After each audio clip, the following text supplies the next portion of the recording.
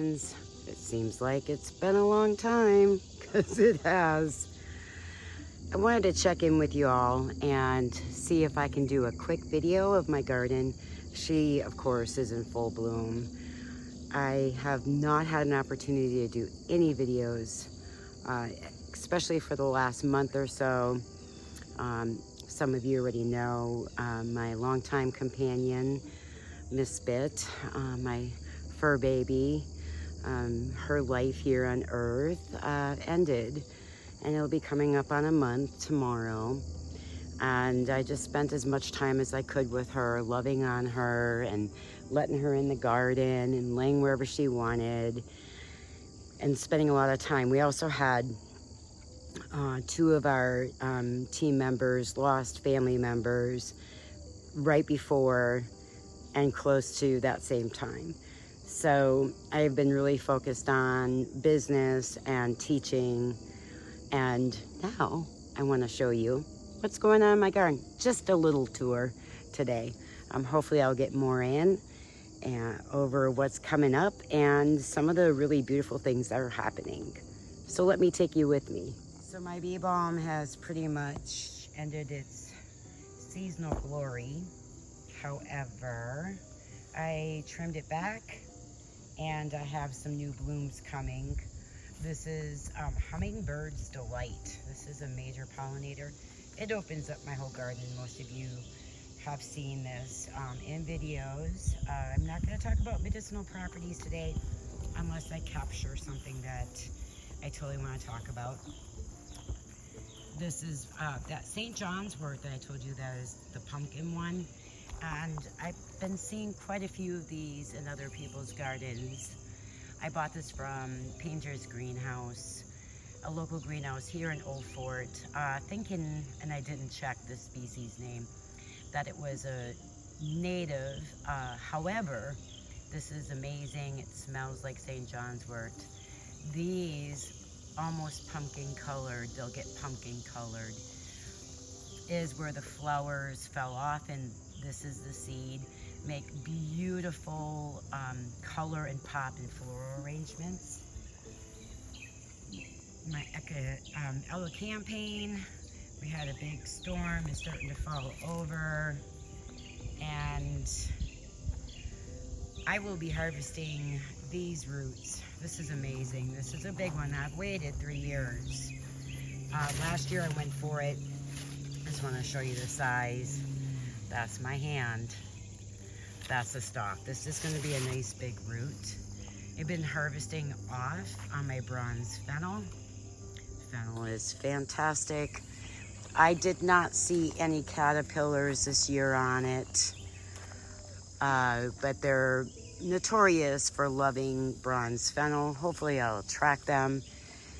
This is the seeds that you would buy called fennel seeds, and you wait for them to start becoming more like this. These are the actual seed heads developing into fullness, and that's what you would use for stomach woes and colic, and just lovely as to help freshen your breath, digestive aid. And I have, let's see if I can, some zinnias that came back. Now this back here, I have talked about this one, and I'm going to show you its true plant in a minute. So the big flowers, everyone says that's hibiscus. And yes, it is called hibiscus, but it's not the same as roselle, the same that you would buy in the store of hibiscus blend. And it's a great pollinator. As you can see, we have a honeybee there. You can eat the flowers, edible, and you can drink it as tea, but this is almost exactly like Rosa Sharon. So it just doesn't get the calyx in it, and this would be the calyx. Look at how beautiful that is.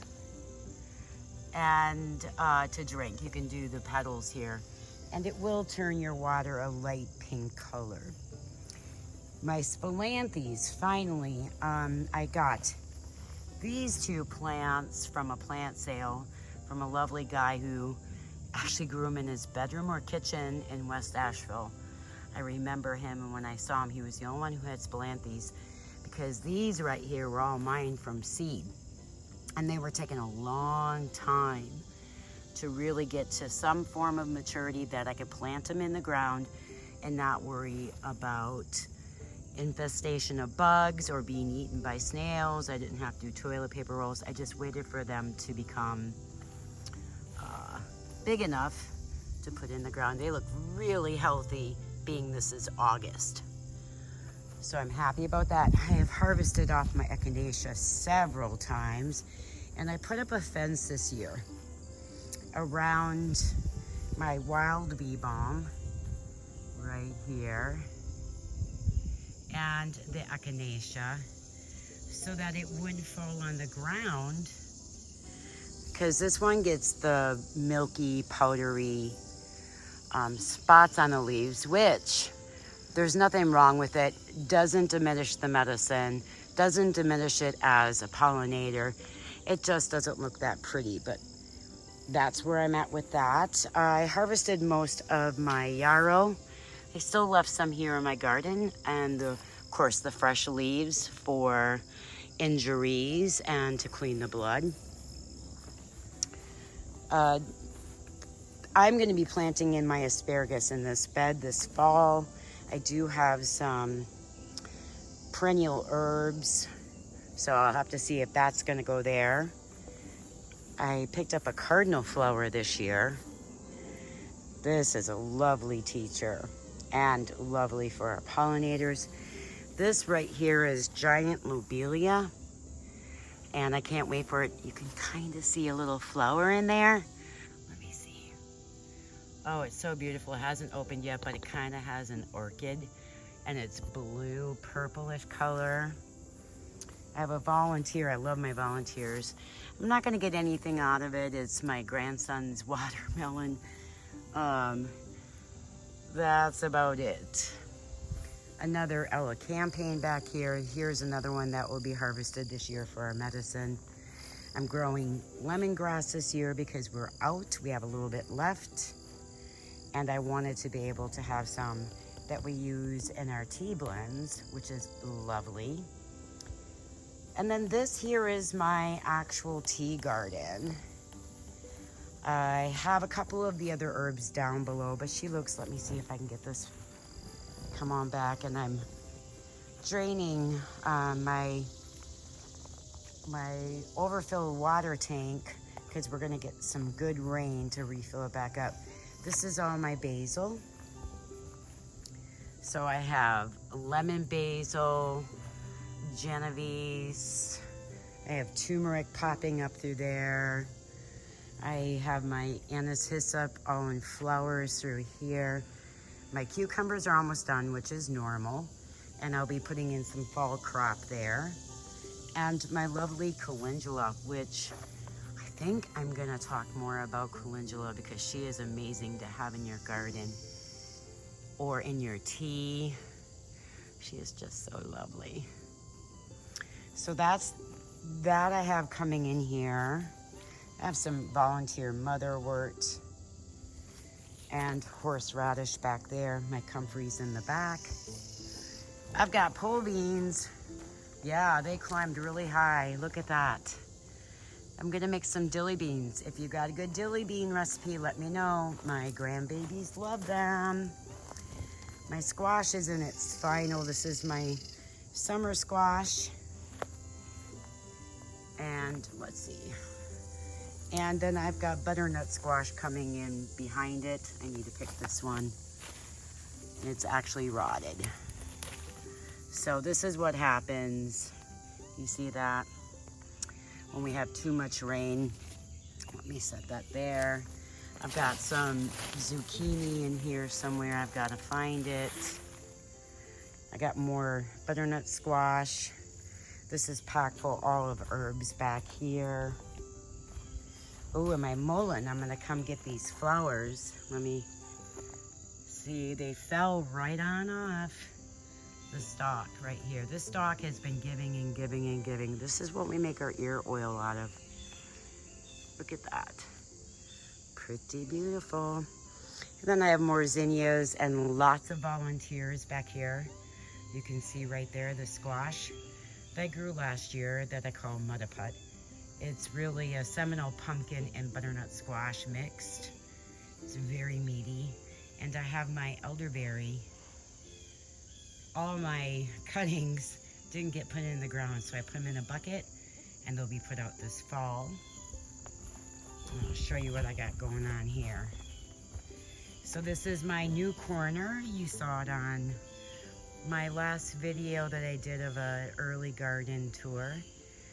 All my tomatoes are strung up this year. I did kind of experimenting. I have been many years without trimming or pruning back tomatoes. And that one I didn't. And look at all the tomatoes I have there. That one I pruned back, and there is virtually one tomato. It's super high, you can see that. So I'm learning through lessons of how I want my tomatoes to grow up. A string, there's my Cherokees, and yes, any of these tomatoes that are past blushing get picked today. In the heat of the day to rush all the sugar into the tomato and make it delicious. I have some basil back in here too, and my sweet potatoes. I want to show you something, so let me talk about this. So up front, when I was talking about hibiscus, and I mentioned roselle, this year I grew roselle seeds from scratch. And I got 9 plants, but only 2 survived. I did them like in March and April. I'll have to go back and look in my journal. But roselle is also sorrel. It's Caribbean, grown in the Caribbeans, and that's the true hibiscus. And so roselle is also used for cranberry sauce, the traditional way, many, many, many moons ago. And I have 2, so I'm gonna turn my camera on and kind of show it to you. This is amazing. It will not, I don't think it will do well in zones like 6 and below. It is a tropical plant. It will be annual, and I'll reseed because I'm gonna have a lot of this. So I can't wait to see it flower, but I'm gonna show you where she's at. All right, let me step on back.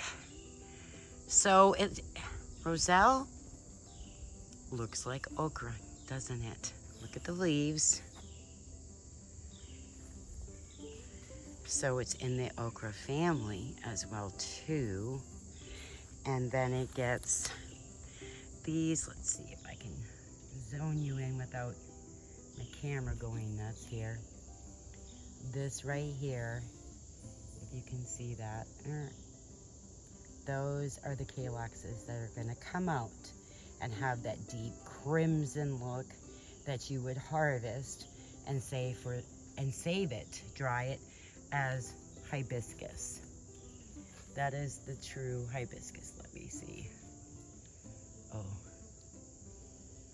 I can't wait. Do you see that? So I'm really, really excited about this. I have them in pots this year. I wanted to see how they would grow, what would be the best solution for them in my near future as I grow them more. And so I'm excited, again, from seed. So I'm pretty proud of myself of that. Most of my plants this year are all from seed. Save money and learn. It's a teaching environment. And down here is the back 40, which I call it. And all the way down, it's trellis down the hill into the forest. So this is called forest gardening or having a forest farm. And I'm going to continue. It's just going to take time to do that. But I'm really learning about how do you grow on a trellis, trailing down into rocky areas, and develop healthy plants. Now these I did not, you can see this, the anise hyssop is pretty well spent, and those seeds right there is what I'm going to be saving if I want to grow more and spread them all around. So I've allowed this for pollination. So this has become a pollination area. And I also grew feverfew this year. We'll be putting that back onto our website for those who suffer from migraines and headaches. So this is lovely. Hopefully popping a good video on this. Really, you need to have fresh. If you don't have a tincture, to have it in your home to help you knock out those type of headaches. I need to come here. I should have put the chamomile up into my tea garden because I'm missing it being way back here. So I am going to relocate that next year in my tea garden. I have valerian, and hidden underneath here is butterfly weed, and it gets those beautiful orange flowers. Now this is going back, and this fall I'll move it because this valerian is taken up. Our bone set, which we use in our elderberry and flu brew. And then I put some calendula down here, all seeds, and I need to come pick. And then I have some wild bee balm, catnip, and more elecampane. The goldenrod is behind it, not doing well there because it's too shaded. So I'll be moving that. So that's what it's all about. You try and see what you get and move it if it doesn't work. And here is my non-blocking comfrey. What is non-blocking comfrey, you ask? Well, that is where it doesn't spread. So I didn't want it to spread out everywhere because comfrey will. So this is going to stay right where it's at, and I need to get in there and get that, whatever is growing in there. This is where I can chop and drop in here. So that's what I'm going to be doing next, because these plants really need more nourishment at this point. They've worked hard to pollinate with their flowers, come out for the pollinators, and now in August I want to give them nutrients, the soil especially. So that's where I'm at in my little world here. And I hope I can keep this short, but I thank you for the quick walk. This coming up week, I am planning on being out here and doing some teachings. I'm going to talk about valerian, feverfew, calendula, and we'll see what else comes up. Roselle. Put that into the 2024 garden playlist to learn more about the medicinal properties of these herbs. I do not have those in full detail on YouTube. So thank you for just hanging out with me for a little bit this morning, and I look forward to seeing you soon. Oh, and yes, and by the way, I'm Cindy with Cindy's Sacred Garden. Welcome and thank you for being here.